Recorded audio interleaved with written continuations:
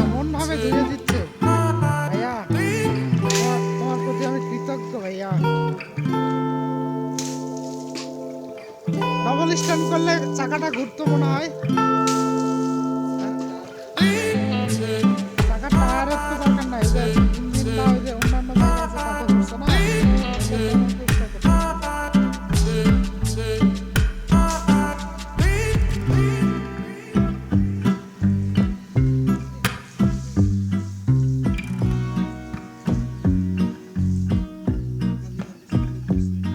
না ভাইয়া,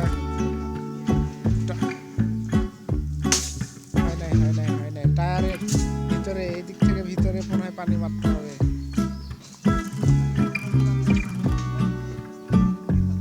না, এখানে ঠেলে নিয়ে যাইতে হবে, আর চালায় নিয়ে যাওয়া যাবে না। পাওয়া যাক, কিন্তু গাড়িটা আগে ফ্রেশ করতে হবে। এগুলো গাড়ি